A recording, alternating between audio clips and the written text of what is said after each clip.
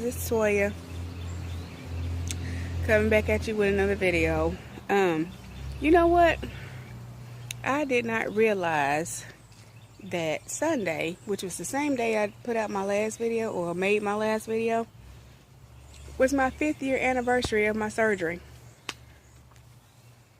How could I miss that? I had my surgery on June 3rd, 2013. So, I am 5 years post-op, guys. Where did the time go? And it's so crazy because when I did my other story time video, I was like, oh, this video is not about weight loss surgery. Wasn't even thinking that it's the same day that I had surgery 5 years ago. How crazy is that? So,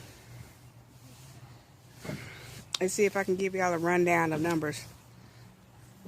Let's see, my highest weight, I was like 432. Maybe a little bit more than that, but at one point we couldn't tell how much I weighed because you know how they used to just have scales that only go up to 350, or you know I'm talking about, the ones that got the little sliding weights,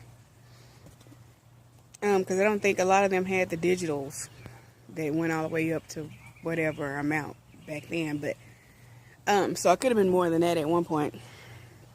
But I know that my highest recorded weight was 432.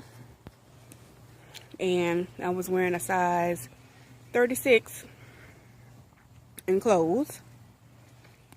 5X's, 4X's. I was on 13 medications. 2 for blood pressure reasons. 3 for diabetes reasons. I was on allergy medicine. I had 2 asthma medicines. I had thyroid medicine, cholesterol medicine. I had antidepressant. I had, what else? Sleep medication. I was on a CPAP machine because I had sleep apnea. What else? Seems like I'm missing something.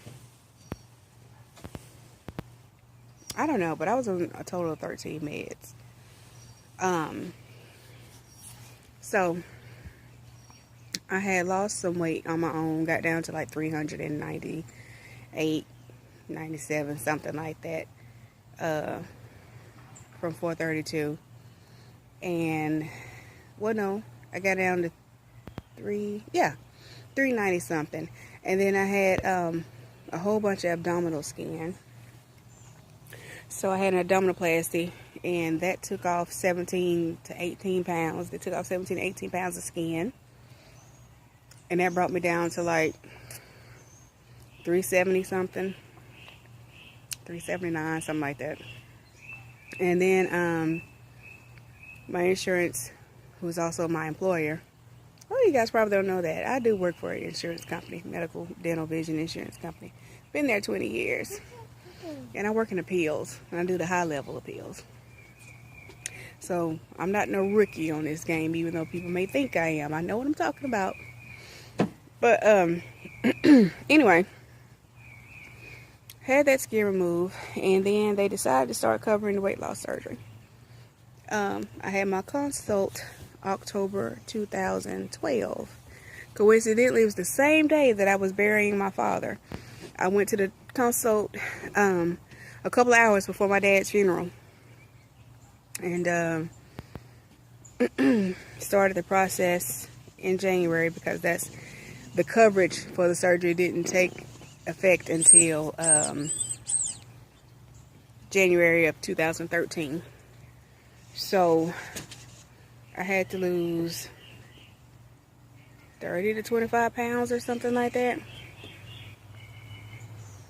But anyway, I did lose it. Surgery date, I was 347. And that was June 3rd, like I said. And the smallest I got down to was like maybe 249. I got down to size 14, 16 in clothes. Came off all the medication, except for a very, very, very low dosage of the blood pressure medicine. I only had to be on one. Came off the diabetes medicine, came off the cholesterol medicine, came off the diuretic, came off a lot of stuff. I was very, very, very healthy. And then 2 years after my surgery, I conceived my first child. And I think I went up to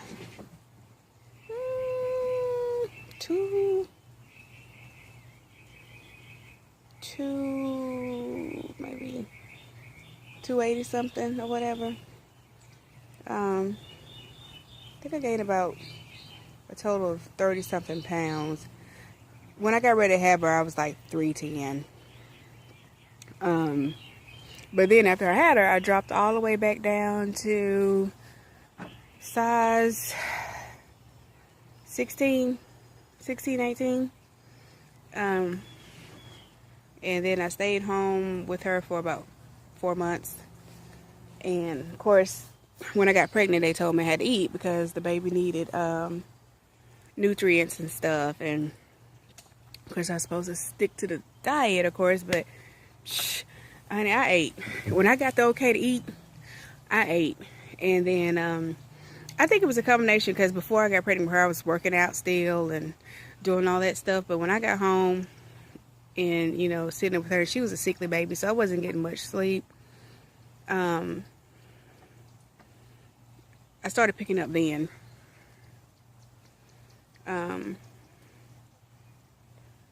Yeah. And then I couldn't stop eating. You know, my restrictions expanded and my tolerance level increased as far as like being able to tolerate foods that I couldn't tolerate when I first had the surgery, during the first 2 years after surgery. My tolerance increased greatly. So then I started picking up, and you all can see my transformation below. I've been putting pictures on here. I'm sure you noticed. Now where I am, I've just been kind of stuck around where I was when I had her, like the 3 teens. At one point I did go back up to like 325 or something like that. And my diabetes is like borderline. It's like I'm not diabetic, but I'm right at that level where I could just step off a hair and then I could go back to being diabetic. So that's why I've been trying to make preparations to get the revision. But the doctor that I want to use, he's got these new policies now. I had my consult with him last year in April, I think. It was April or May. I want to say April. Yeah, maybe late April.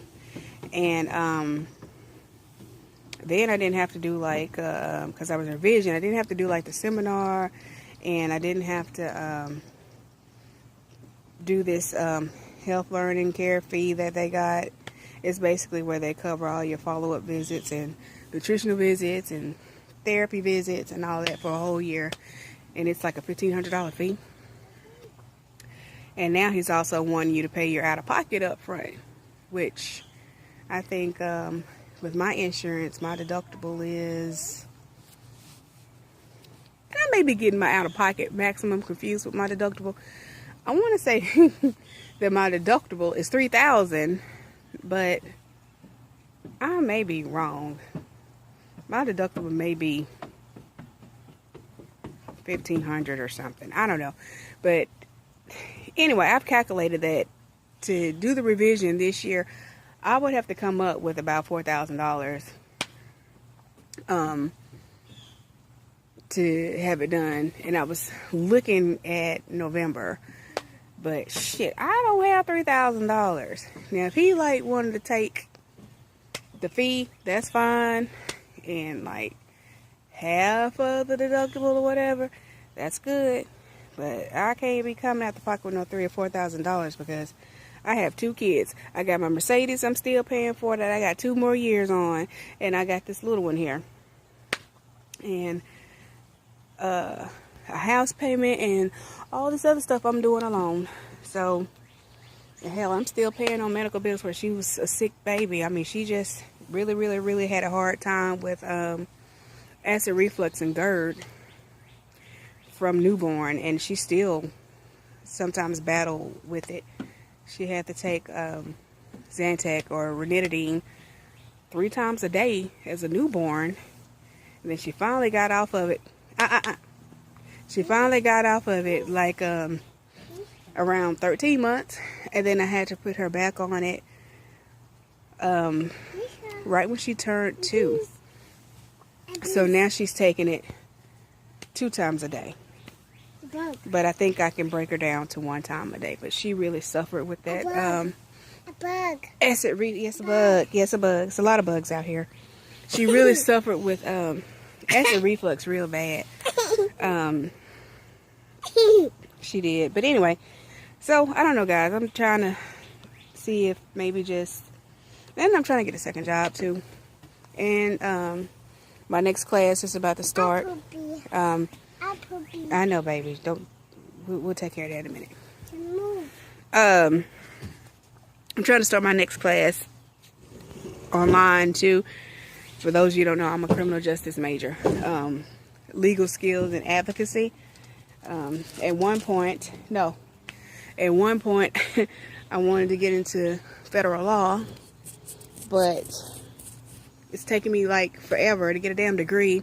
So I guess the only thing that I can do at this point is use it at my job, which hopefully by the time I finish, I can get into the legal division of where I work. Maybe do something with fraudulent claims or stop, little one. Stop. Fraudulent claims, or get into the just insurance law, basically. You know, the HIPAA laws, privacy laws.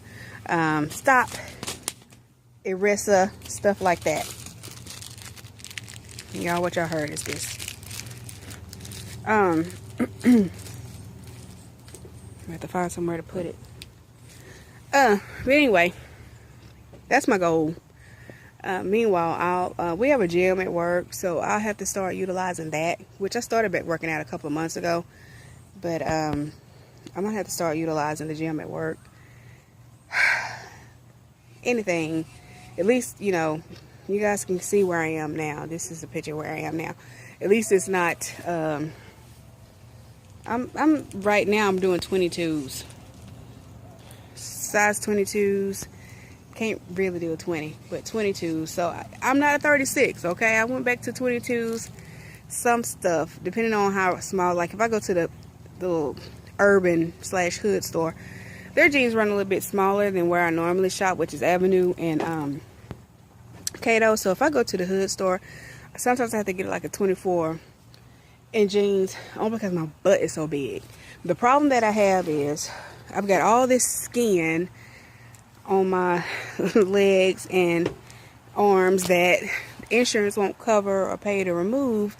So the waist ends up being too big where the legs and the butt fit, because I got all that skin, and of course my butt is big, but I have a whole bunch of room in the waist, so it looks funky because the waist is all bunched up under the belt,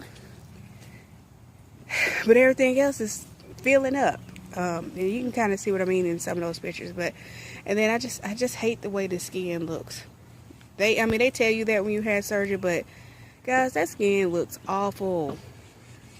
I'm so self-conscious about that. Even though, yeah, I regained, I still have the skin on me from where I was almost 500 pounds.